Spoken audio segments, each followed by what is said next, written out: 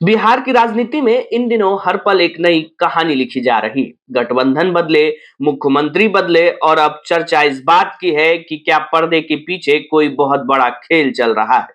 इसी कड़ी में कांग्रेस के एक वरिष्ठ नेता और पूर्व विधायक डॉक्टर शकील अहमद खान ने प्रेस वार्ता कर सूबे की राजनीति में हलचल मचा दी है।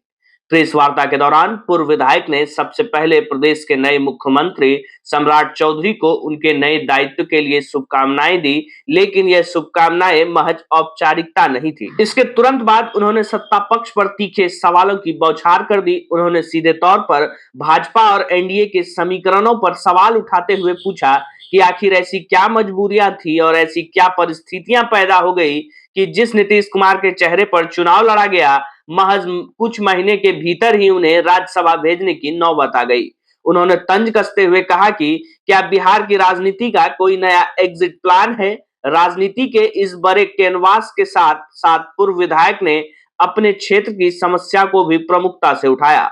उन्होंने प्रदेश सहित विशेष रूप से कदवा विधानसभा क्षेत्र में विकास की थमी हुई रफ्तार पर चिंता जाहिर की। उन्होंने सरकार को घेरते हुए कहा कि दावों और वादों के बीच जनता खुद को ठगा महसूस कर रही है। कदवा के विकास को लेकर जो रूपरेखा तैयार होनी चाहिए थी, वह आज भी फाइलों में दबी है और धरातल पर शून्य नजर आता है। हैरानी की बात तब रही जब कांग्रेस के इस कद्दावर नेता ने अपने ही पार्टी के वर्तमान सांसद तारिक अनवर को भी नहीं बख्शा। उन्होंने सांसद की कार्यशैली पर जमकर निशाना साधा। प्रेस वार्ता के अंत में उन्होंने बंगाल चुनाव पर भी अपनी बेबाकी से राय पेश की। न्यूज 12 लोकल के लिए कटिहार से चिन्मय झा की रिपोर्ट। पार्टी का शीर्ष नेतृत्व जो तारिक अनवर नहीं है, वो माननीय खड़गे जी हैं, माननीय राहुल गांधी जी हैं। कांग्रेस पार्टी का शीर्ष नेतृत्व इन तमाम डेवलपमेंट का वो संज्ञान में ले चुका है। बिहार में राजनीतिक स्थिति हमारी कैसे बनी, क्या परिस्थिति बनी, या देश के अन्य क्षेत्रों में स्थितियां कैसी और क्यों बनी है, ये शीर्ष नेतृत्व देखता है और इंटरवीन करता है। और आप देखिएगा कि बिहार नहीं बल्कि पूरे देश में संगठन सृजन के नाम पे चारों तरफ से ये नए तरीके से संगठनात्मक तैयारियां हो रही हैं। अब उस संगठनात्मक तैयारी को, उस संगठनात्मक ढांचे को ठीक करने की तरफ जब शीर्ष नेतृत्व प्रयास करता है, प्रदेश कांग्रेस कमेटी क्योंकि शीर्ष नेतृत्व के अंदर में सीधे आता है, वो जब प्रयास करता है तो उसके ऊपर अनर्गल बयान देने की कोई आवश्यकता बनती नहीं है। आपको कुछ कहना है, आप फ्री हैं, शीर्ष नेतृत्व के सामने बैठिए, आप जाइए, सीनियर हैं वहाँ जाइए और वहाँ कहिए। आप अपना दुकान लगाने के लिए मीडिया के सामने ये सब बात क्यों कहते हैं?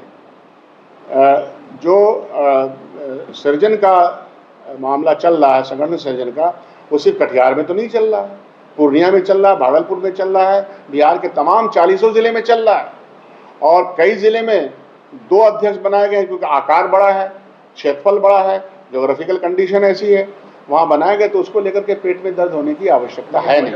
मुजफ्फरपुर में जैसे बड़ा जिला हो गया, भागलपुर बड़ा जिला हो गया, वहाँ 1 जिलाध्यक्ष है।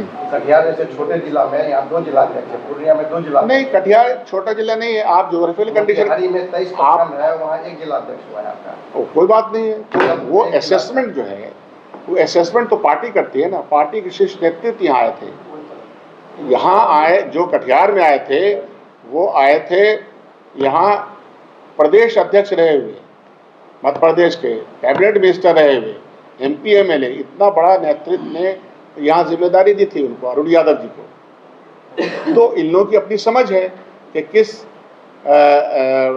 जिले में क्या परेशानी है, और कार्यकर्ताओं से बयान लिया था, कार्यकर्ताओं से सुना था, इसलिए तो कार्यकर्ताओं को इन्वॉल्व किया गया था। इन्वॉल्वमेंट की बुनियाद पर ही ये फैसले किए गए और इस फैसले को स्वीकार करके शीर्ष नेतृत्व ने लिस्ट निकाली, वेणुगोपाल जी के दस्तखत से निकला, उसको सहर्ष स्वीकार करना चाहिए और पार्टी के लिए योगदान देना चाहिए। कांग्रेस पार्टी में सिर्फ हम एमएलए एमपी बनने के लिए थोड़ी ही हैं। एमएलए बन जाते हैं, हमको टिकट मिल जाता है, पार्टी का रिसोर्सेज मिल जाता है, नेता हमारे पास आकर के अपने भाषण देता है, अपना पूरा रिसोर्सेज लगाता है, पूरी मेहनत करता है, आप उल्टे उसके खिलाफ बोलने लगते हैं। ऐसा कैसे हो सकता है? तो इनडिसिप्लिन है, ऐसा नहीं करना चाहिए। ये मेरी सलाह होगी। कांग्रेस पार्टी के शीर्ष नेतृत्व ने, माननीय खड़गे जी ने, राहुल गांधी जी ने और बंगाल की यूनिट ने फैसला किया कि वहाँ का चुनाव हम अकेले जाएंगे, और हम जीरो से हीरो होते हैं। हम कमज़ोर हो गए तो क्या हम वहाँ मेहनत नहीं करेंगे? मेहनत में योगदान क्या है? बोलने से काम नहीं चलता है। मैं गया, 10 आदमी की भीड़ हो कि 1000 आदमी की भीड़ हो कि 10,000 की भीड़ हो, वहाँ अपनी बात कहेंगे। कांग्रेस अपनी बात कहने के लिए तैयार होगी। हार और जीत होती रहती है। पहले फैसला कीजिएगा बिना योगदान किए। राहुल गांधी जी और खड़गे जी ऐसे आलम में भी हर जगह जाते हैं। बंगाल के चुनाव में गए, आसाम के चुनाव में गए, तो आप क्यों नहीं योगदान अपना दे रहे हैं? अगर आपकी पूछ है तो, या आपकी वाणी में उतनी शक्ति है, या आपको संगठनात्मक तरीके से आप मजबूती दिला सकते हैं, तो आपको जाना चाहिए, सुओ मोटो जाना चाहिए, खुद जाना चाहिए। पार्टी आपकी है, पार्टी ने आपको ये सब कुछ दिया है। क्या बिहार में भी आगे हम लोग इसी तरह देखेंगे? कांग्रेस अकेला चलो के राह पर है, इस तरह का प्रयास तो यही है कि कांग्रेस पार्टी अकेले चल करके अपने संगठनात्मक तरीकों को मजबूत करे, संघर्षों में जाए, जनता के सवालों पे ये करे। अभी अब देखिए, हमने देखा कि प्रदेश अध्यक्ष के ऊपर इल्ज़ाम लगा दिया गया। एक साहब है पार्टी के अंदर ही, उन्होंने इल्ज़ाम लगा दिया उस पर, जाति सूचक बोल दिया कि इस समाज ने नहीं दिया वोट। ये सब बोलने की ज़रूरत थोड़े है, नहीं बोलना चाहिए।